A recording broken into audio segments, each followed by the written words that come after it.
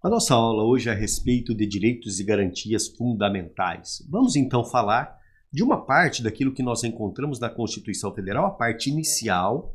Falaremos de direitos e deveres individuais e coletivos. Portanto, eu quero que você entenda inicialmente, antes da gente começar a resolver as questões, é que no título 2 da Constituição Federal, deixa eu pegar aqui em cima, olha, título 2, nós temos direitos e garantias fundamentais, tá? Que é o gênero.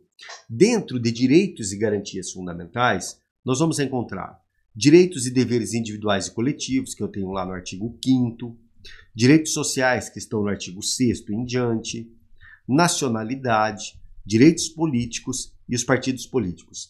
Todos eles são direitos fundamentais. Então, observando o que há na Constituição Federal, observando o que nós temos no texto constitucional, podemos dizer que o gênero que nós vamos ter, que é o que está no título, são direitos e garantias fundamentais.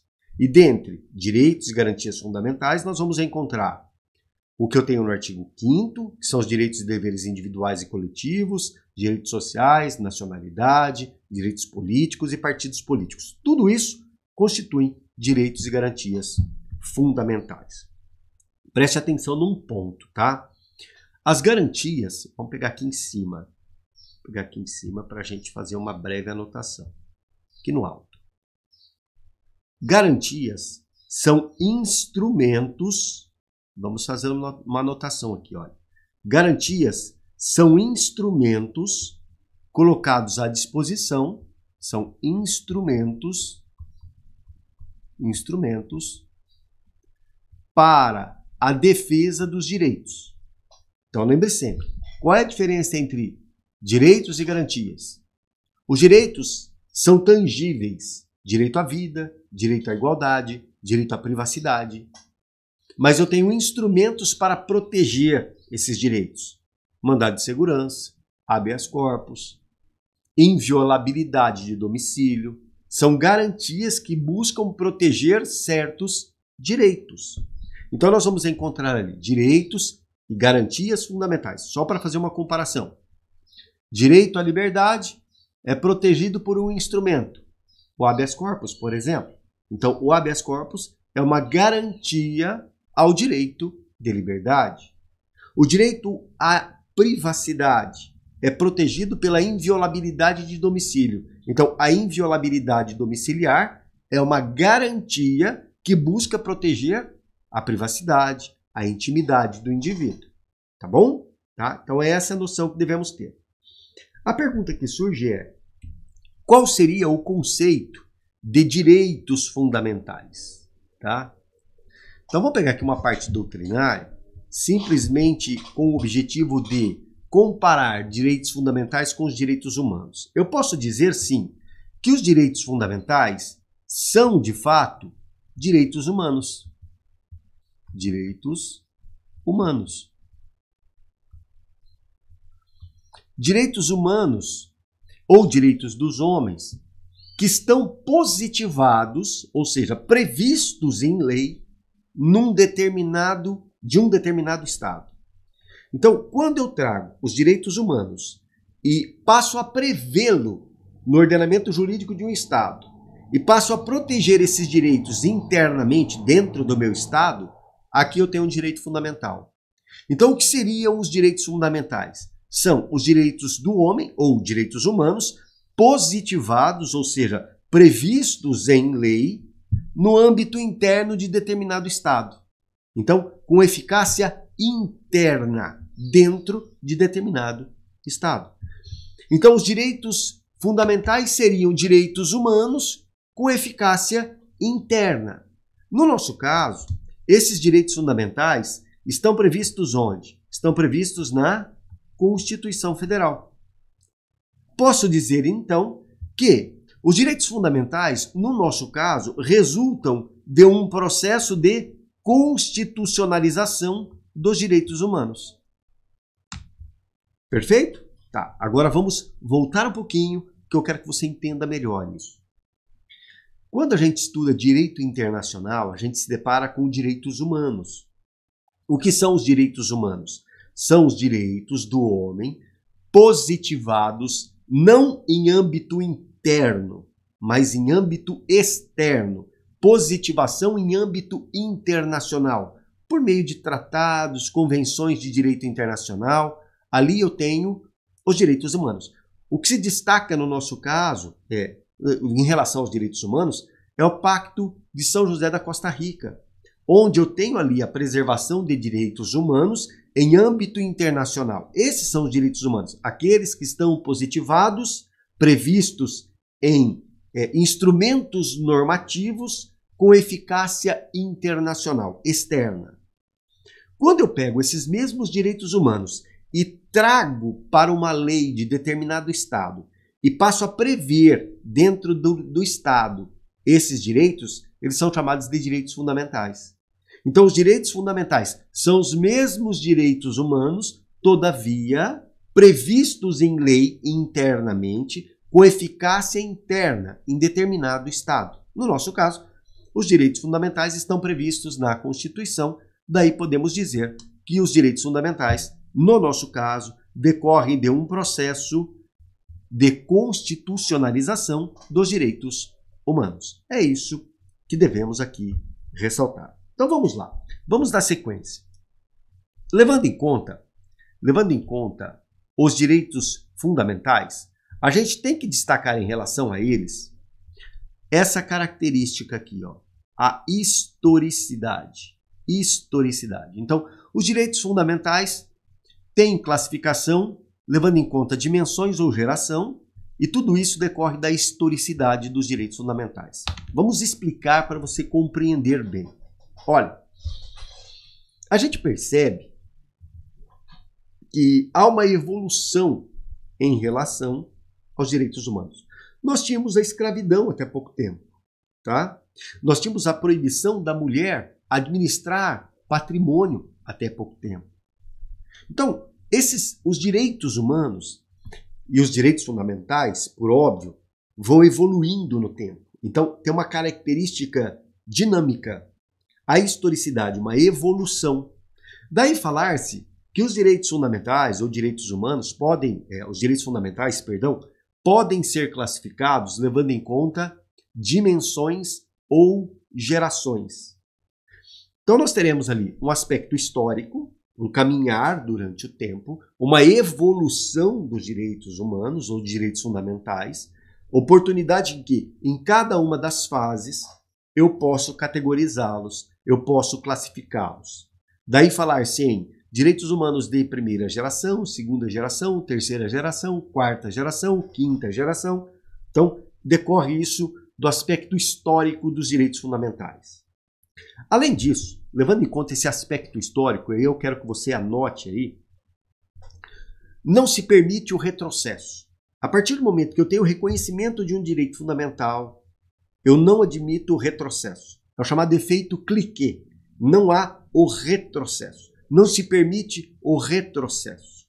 Tá bem? Tá? Então, legal. Então, a gente sabe que, em razão da historicidade, em razão da evolução histórica, nós temos a classificação dos direitos fundamentais.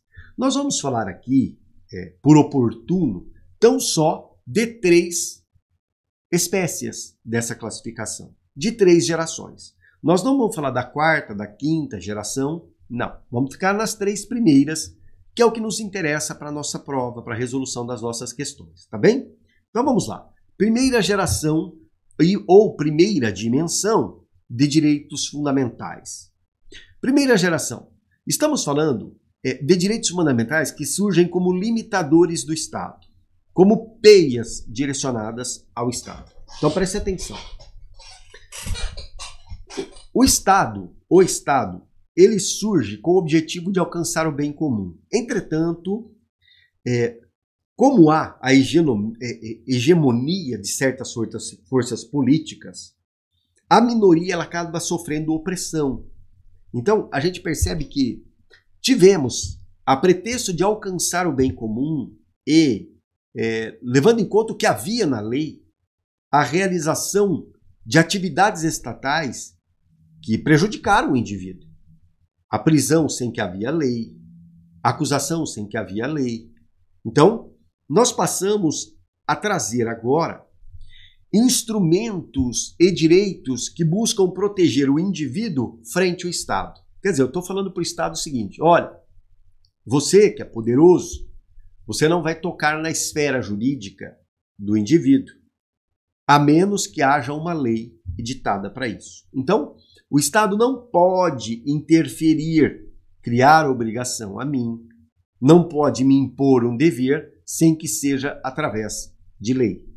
Surgem ali os direitos negativos, no sentido de exigir do Estado uma conduta negativa, uma conduta de abstenção. Daí falar-se que os direitos fundamentais de primeira geração exigem do Estado uma postura abstenteísta, negativa. O Estado não pode interferir na esfera individual. O Estado não pode se impor. Essa é a regra. Em sentido contrário, se o Estado não pode se impor, obviamente que eu tenho liberdade. Obviamente que eu passo a ter autonomia. Então, esses direitos fundamentais são chamados direitos de liberdades individuais, afirmando-se, olha, o indivíduo tem autonomia, ele pode fazer o que ele quer, o que ele quiser, né? A menos que haja lei que estabeleça de forma contrária. Então podemos dizer que esses direitos fundamentais surgem como limitadores dos poderes estatais. Buscam proteger as liberdades individuais frente ao Estado. São os direitos civis, os direitos políticos.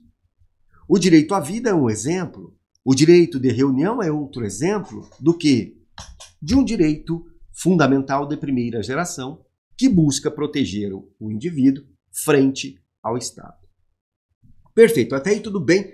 A gente chega à conclusão de que os indivíduos são iguais, então todos têm autonomia, todos podem fazer aquilo que pretendem, exceto se houver lei que proíba. Só que a gente, olhando a situação de fato, a gente percebe que há grupos mais poderosos que irão limitar a atividade do outro grupo, que é a minoria, que é fragilizada.